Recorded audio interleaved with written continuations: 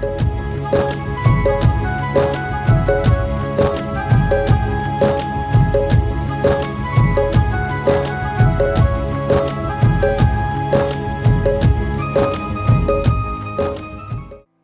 प्रदेश के जिला झांसी में मऊरानीपुर के समीप स्थित अतिशय क्षेत्र टोड़ी फतेहपुर एक ऐसा अद्भुत क्षेत्र है जहां देवभूत अतिशयों का आज भी प्रत्यक्ष देखा एवं अनुभव किया जा सकता है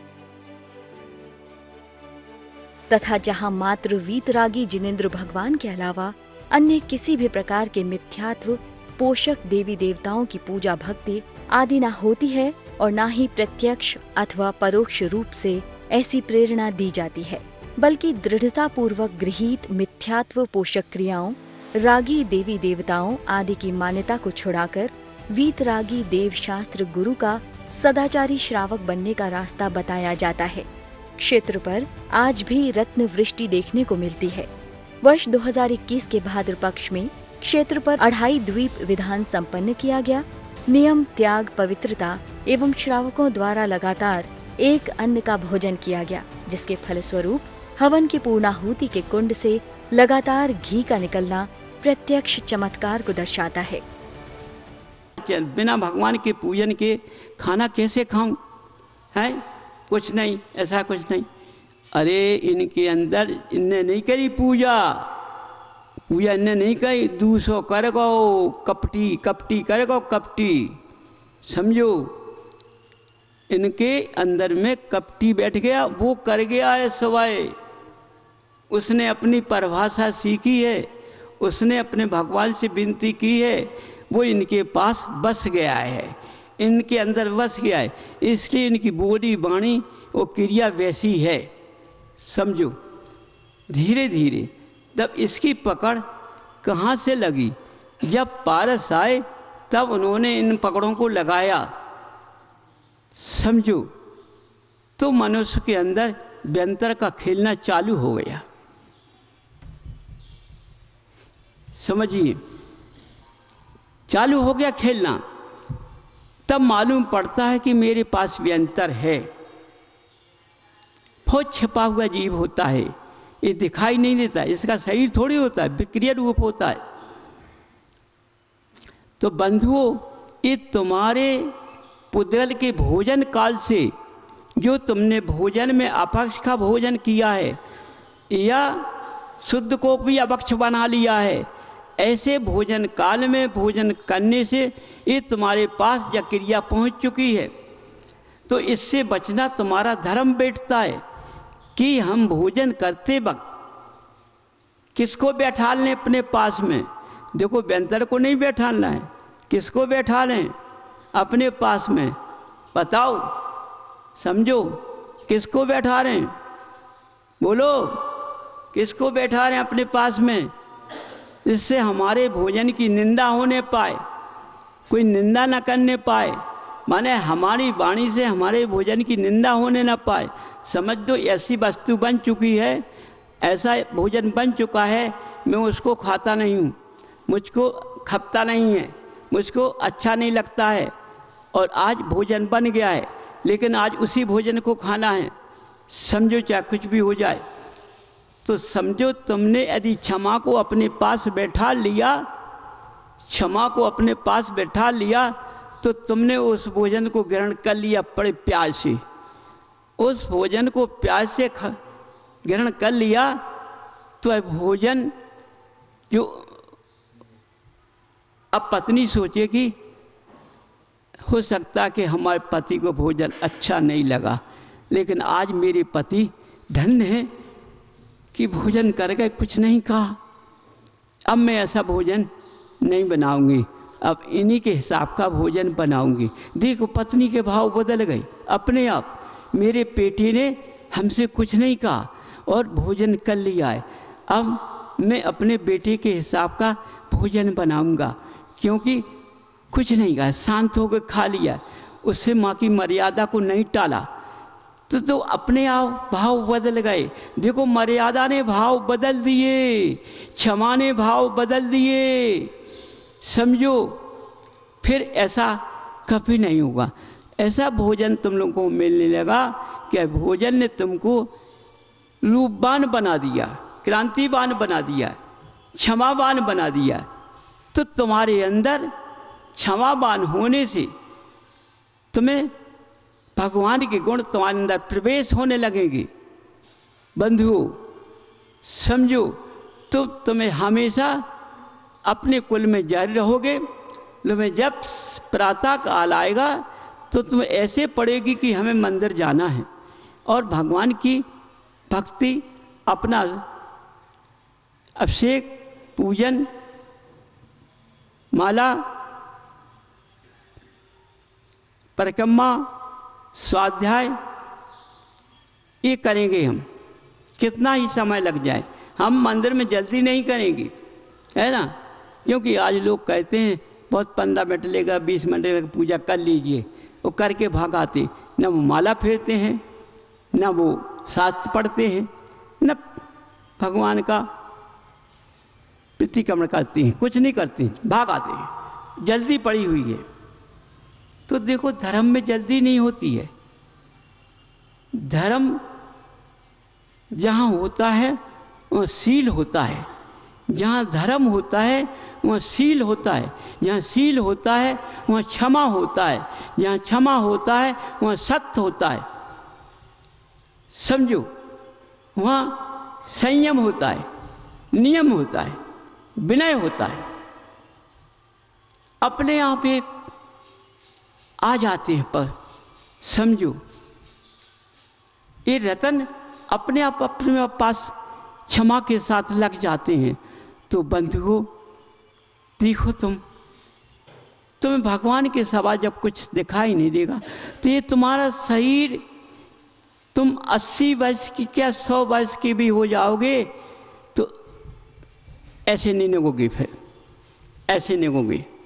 समझो, इस शरीर की साधना से, इस शरीर की साधना से जो तुमने साधना का भोजन लिया है, तो ये शरीर का भोजन, जो साधना का भोजन लिया है, ये भोजन तुम्हारे शरीर को गिराएगा नहीं, उठाएगा। सोचो, तुम्हें पुराने लोग मिलते हुए, तुम उन्हें देखते हो तो क्या कहते हैं? अरे तुम्हारी का हो 60-65 में ज़्यादा सा हो गई, हम तो देखो 85 वर्ष के हैं। अब कहो तो पहाड़ पर चढ़ दें और तुम पहाड़ चढ़ भी डोली कर रहे। समझिए, माने हो सकता है कि तुम भोजन करते वक्त हमेशा रोते होगे। रोने का मतलब लड़ते होगे। समझिए, इसलिए तुम्हारी शरीर की ये दशा हो गई है। तो बंधुओं, आज से ये सूत्र पकड़ो कि जब हम कपट अपने पास नहीं रखेंगे, कुछ नहीं रखेंगे, तो भोजन करने में भी हम लड़ेंगे भी नहीं। हम किसी को अपने पास नहीं आने देंगे, क्योंकि जब कपट मेरे पास में तो क्षमा को बैठा लेंगे तो वो भोजन तुम्हारा साथ देगा। बंधुओं समझो, बिल्कुल साथ देगा, गिराएगा नहीं तुम्हें। तुम उत्तम रास्ते पर जाओगे तो ये तुम्हारी काया कंचन बन जाएगी, कोई बीमारी तुम्हारे पास नहीं आएगी। समझो, इस तरह से भोजन करने से कोई बीमारी नहीं आती है। तो समझो, वह जीव धर्म को नहीं लजाता है, धर्म को नहीं लजाता है। धर्म लजाने में बहुत पाप लगता है, धर्म को लजाने में बहुत पाप लगता है। धर्म करो तो अंदर का करो, दिखाऊ धर्म मत करो, कपटी धर्म मत करो। धर्म करो तो क्षमा का, मर्यादा का करो, कपटी धर्म मत करो। समझिए, क्योंकि ये कपट सब जगह पहुंच जाता है। ये खाने में पहुंचता है, ये व्यवहार में पहुंच जाता है, रिश्ते में पहुंच जाता है।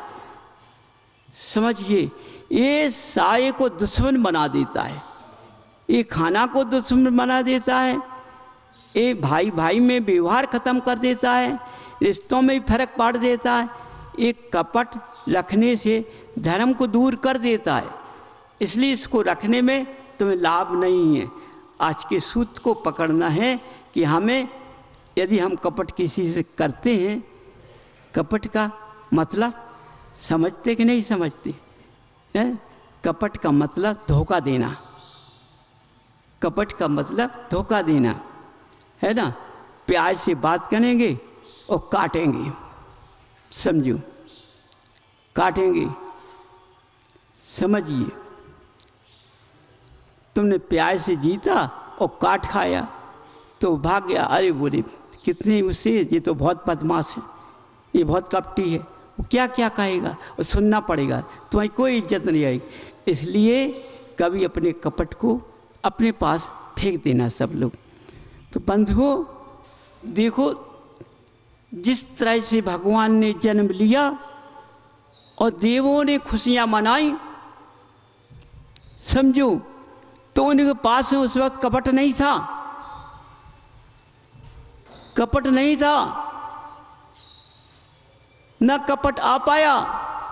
इसी तरह से जब मेरा महान पर्व आया है तो हमारे अंदर इतनी खुशियां होना चाहिए, इतनी खुशियां होना चाहिए हमारे अंदर, तो हमारे शरीर के अंदर से वो कपट बाहर भाग जाए।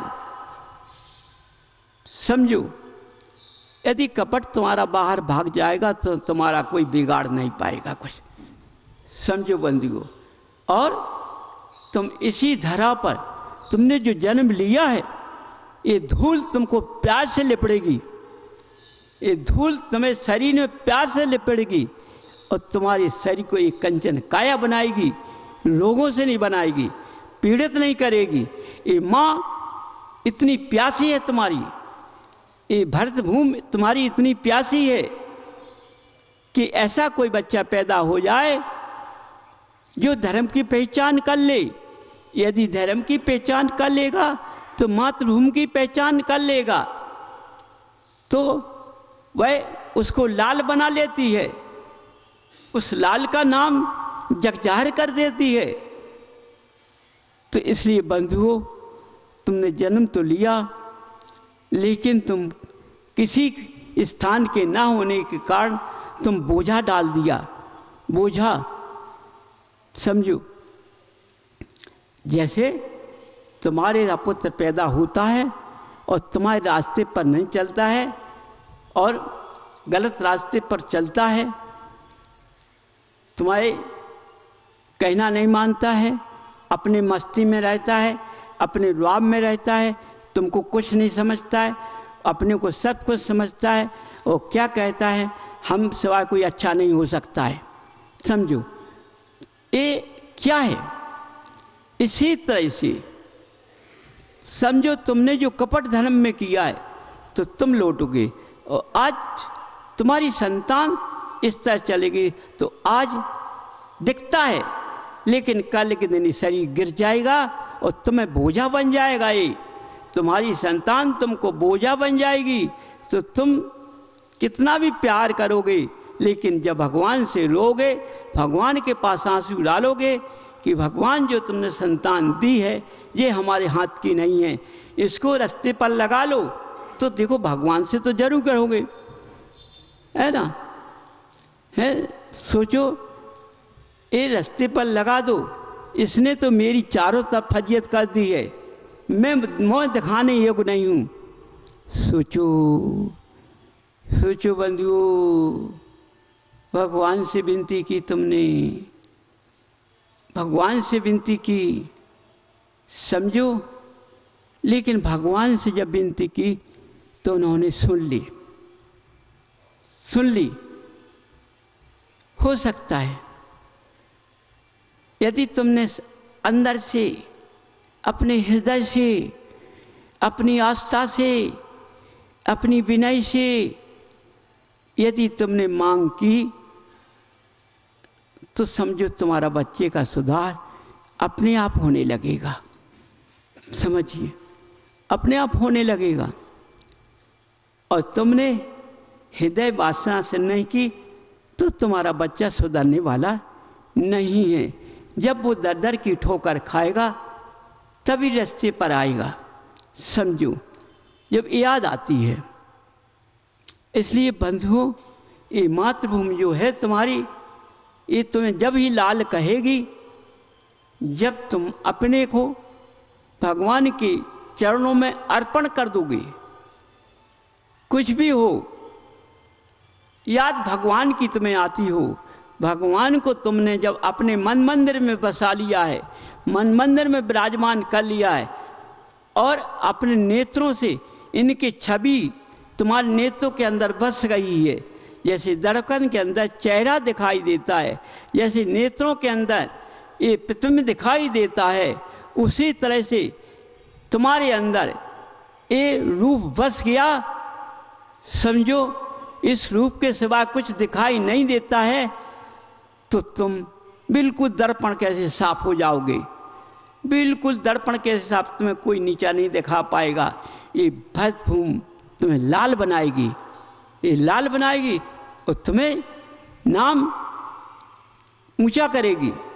इसलिए बंधुओं, देखो इस भरत भूमि पर भगवान ने जन्म लिया है, ये इतनी पवित्र है, ये इतनी पवित्र है, इसको माथे से लगाना तुम्हारा धर्म बैठता है। तो देखो पारस ने तुम लोगों को जिनालय में भगवान से भक्ति करने में जब तुम पर कोई आपत्ति आती है तो उन्होंने क्या कहा, तुम भगवान के दरवाजे के बाहर की रज लगा लिया करो।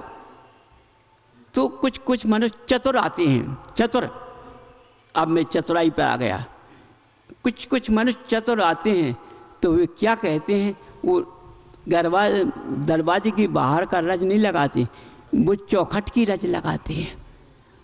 और कोई कोई चतुर चौखट के अंदर की रज लगाता है।